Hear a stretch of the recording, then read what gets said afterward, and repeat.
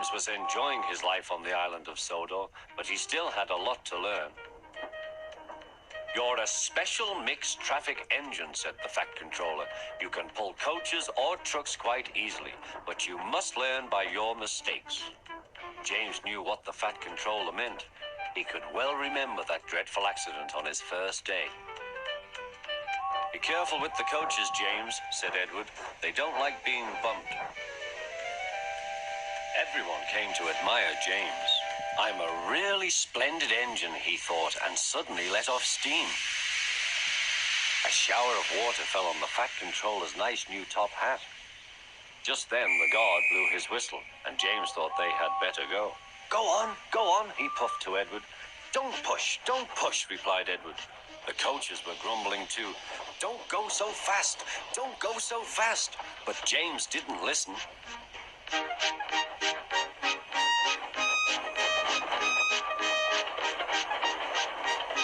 When at last they stopped at the next station, 2 coaches were beyond the platform.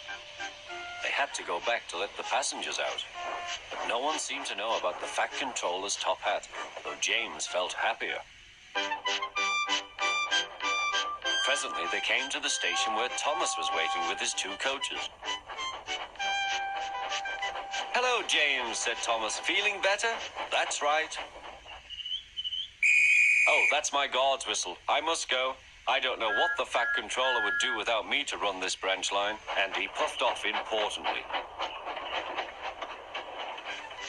Edward and James passed the field where James had had his accident. The fence was mended and the cows were back again.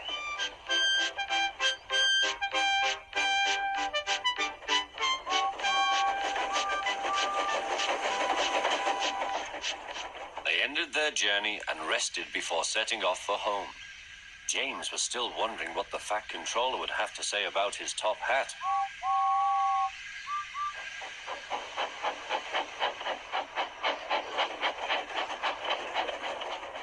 Next morning, the Fat Controller spoke severely to him. "If you can't behave, I shall take away your red coat and have you painted blue." James didn't like that at all. He was very rough with the grumbling coaches as he brought them to the platform. "Don't talk, come on," he called to them. "Gordon never has to fetch his own coaches," he thought to himself, "and he's only painted blue." To make James even more cross, this time no one came near him. "I'll show them," he thought. "They think Gordon is the only engine who can pull coaches."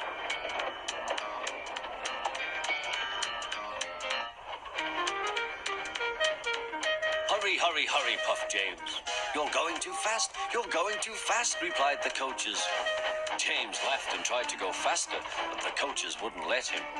"We're going to stop," they said. "We're going to stop."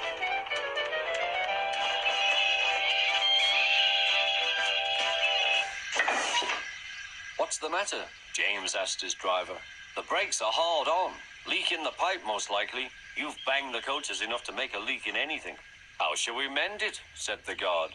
"We'll do it with newspaper and a leather bootlace," replied the driver. "Well, where is the bootlace coming from?" asked the guard. "Ask the passengers," said the driver. "You have a leather bootlace there, I see, sir," said the guard to a smartly dressed man. "Please give it to me." "I won't," said the man. "Then," said the guard, "I'm afraid the train will just stop where it is." The passengers all said what a bad railway it was. Then they told the man how bad he was instead. Everyone was very cross. At last he handed his laces over. The driver tied a pad of newspaper tightly round the hole in the brake pipe, and James was able to pull the train.